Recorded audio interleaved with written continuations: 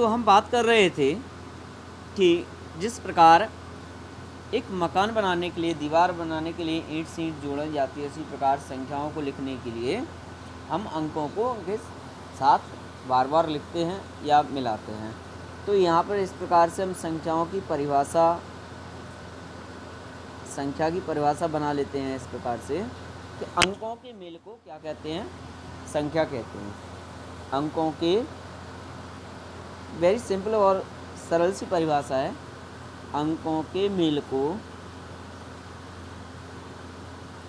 संख्या कहते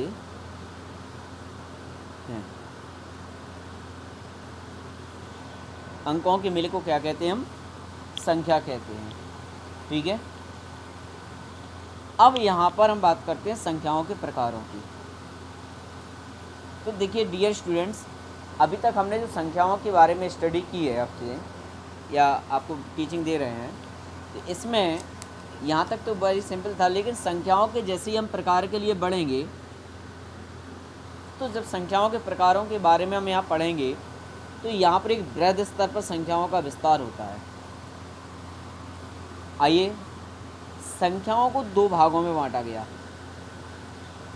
संख्याओं को कितने भागों में बांटा गया? दो भागों में बांटा गया है।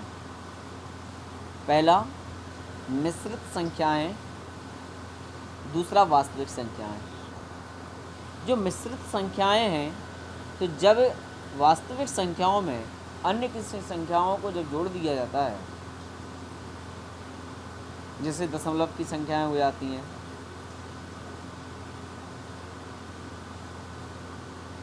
तो जब इन्हें उनके साथ मिलाया जाता है तो मिश्रित संख्याएं बन जाती हैं। वास्तविक संख्याएं वह संख्याएं होती हैं जो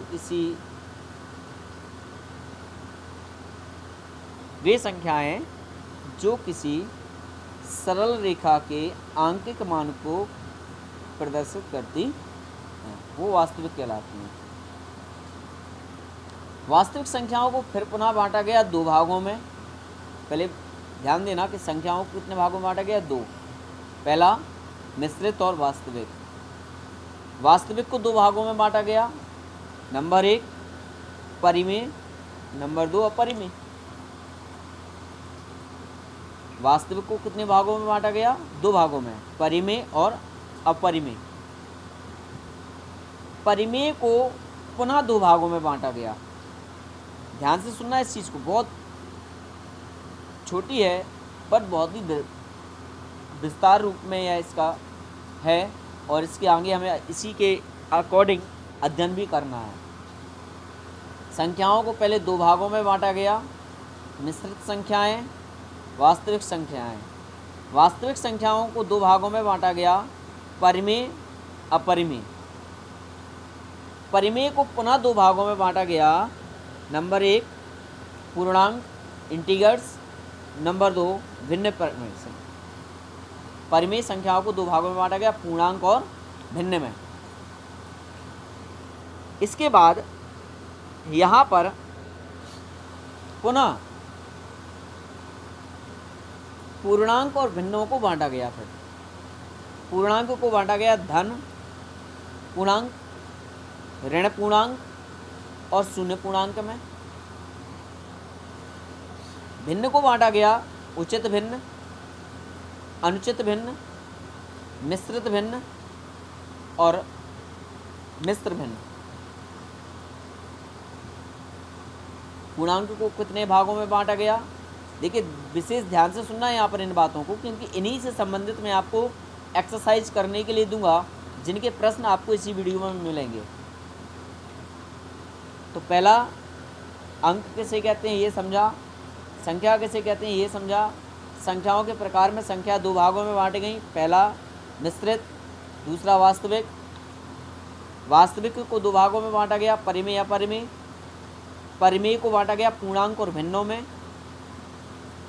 और यहाँ पर पूर्णांक को फिर बांटा गया धन पूर्णांक, ऋण पूर्णांक और शून्य पूर्णांक में, और भिन्न को बांटा गया उचित, अनुचित, मिश्रित और मिश्र भिन्न में। अब धन पूर्णांक को फिर बांटा गया, धन पूर्णांक या प्राकृतिक संख्या भी इन्हें हम कहते हैं। तो धन पूर्णांक को बांटा गया प्राकृतिक और पूर्ण संख्याओं में, प्राकृतिक में और पूर्ण में बांटा गया। और प्राकृतिक को बांटा गया सम, विषम, भाज्य, अभाज्य और संयुक्त संख्याओं में। इस चार्ट का अध्ययन करना बहुत ज़रूरी है। सबसे पहले हमें टुकड़ों में बांटे देते हैं। नंबर 1 संख्या। संख्या बांटी गई 2 भाग में। नंबर 1 यहाँ बांटी गई मिश्रित। चूँकि ये हमारे कोर्सेस में नहीं है इसलिए इसको छोड़ दिया गया है, इसको पढ़ाया नहीं जाता है, बहुत कम पढ़ते हैं इसके बारे में। लेकिन वास्तविक संख्याएं हमारे कोर्स में हैं और इन्हीं का हम अध्ययन करते हैं, इसलिए इनका विस्तार का अध्ययन करना बहुत ज़रूरी है। नंबर 2 वास्तविक संख्याएं। फिर यहाँ वास्तविक को बांटते हैं। वास्तविक संख्याओं को बांटा गया परिमेय और अपरिमेय में। फिर यहाँ परिमेय संख्याओं को बांटा गया पूर्णांक और भिन्न में। फिर यहाँ पूर्णांक को बांटा गया धन पूर्णांक, ऋण पूर्णांक और शून्य पूर्णांक में। और भिन्न को बांटा गया उचित भिन्न, अनुचित भिन्न, मिश्रित भिन्न और मिश्र भिन्न। यहाँ धन पूर्णांकों को बांटा गया प्राकृतिक और पूर्ण संख्या में। और प्राकृतिक को यहाँ बांटा गया, यहाँ पर हम प्राकृतिक को बांटते हैं तो प्राकृतिक संख्याओं को बांटा गया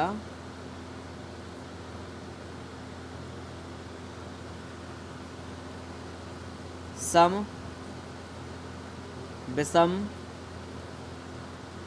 भाज्य, अभाज्य और संयुक्त। माय डियर स्टूडेंट्स, आपने देखा कि आज की गणित की कक्षा में हमने आपको अंक के बारे में बताया, संख्या कैसे बनती हैं उसके बारे में बताया, संख्याओं के प्रकार भी मैंने आपको बताया। अब इनसे संबंधित मैं आपको एक एक्सरसाइज दे रहा हूँ।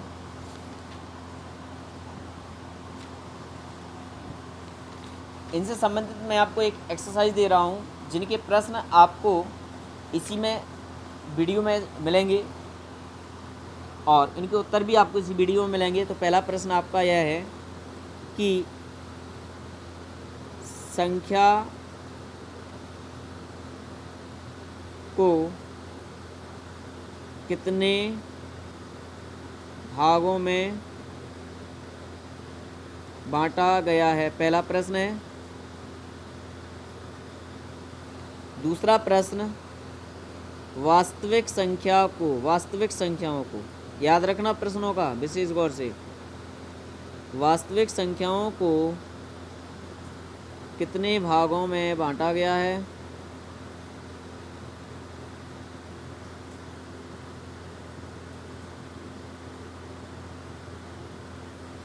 नंबर 3,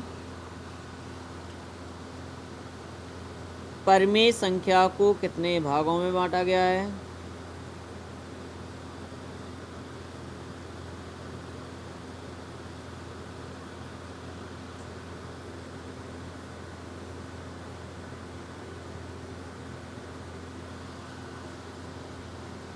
ये होमवर्क है आपके लिए। नंबर 4,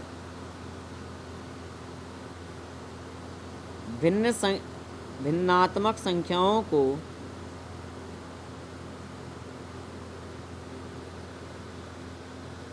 कितने भागों में बांटा गया है।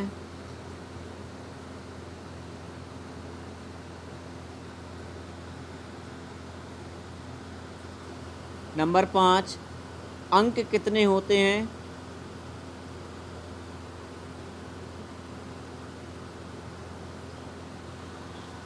नंबर 6, संख्या किसे कहते हैं।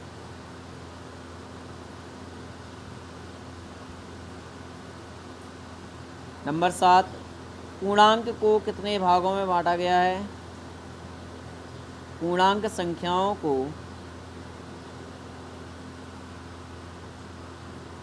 कितने भागों में बांटा गया है?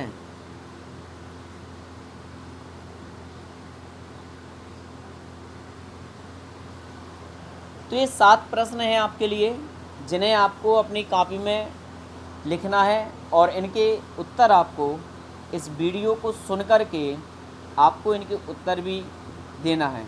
यह आपका होमवर्क है। इस होमवर्क को करने के बाद कॉपी में आपको उस कॉपी की फ़ोटो खींच करके आपको ग्रुप पर भेजना है, ताकि मैं आपके आंसर्स को चेक कर सकूं और यह ज्ञात कर सकूं कि आपने इस वीडियो से कितना सीखा।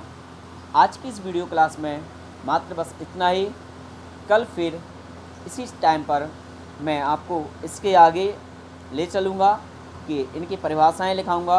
सभी संख्याओं की मिश्रित संख्याएं किसे कहते हैं, वास्तविक संख्या किसे कहते हैं, परिमेय अपरिमेय की परिभाषा, पूर्ण भिन्नात्मक संख्याओं की धन ऋण शून्य पूर्णांक, उचित अनुचित मिश्रित और मिश्र भिन्न की परिभाषा मैं आपको कल इन संख्याओं की परिभाषाएं मैं आपको यहाँ पर लिखाऊंगा। तो आज की इस कक्षा में मात्र इतना ही और आपका दिन शुभ हो। मेहनत से पढ़ें। यह आपके कोर्स से संबंधित विषय वस्तु है। दोनों कक्षाओं के लिए यह बहुत ज़रूरी है, कक्षा 7वीं और कक्षा 8वीं के लिए। तो ये बेसिक है।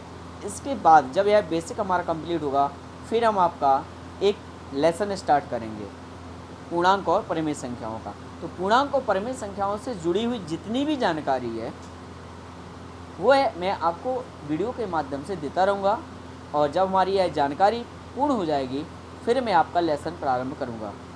तो इस चीज़ को आप प्रश्न उत्तर के माध्यम से कॉपी में नोट करेंगे। जिस प्रकार मैंने 7 प्रश्न आपको दिए, इन 7 प्रश्नों को आप लिखेंगे और जिस प्रकार प्रश्न उत्तर हम क्लास में लिखते हैं उसी प्रकार से आपको इसको नोट करना है।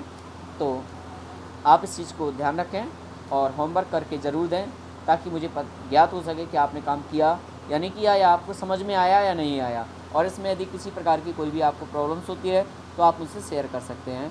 Thank you very much.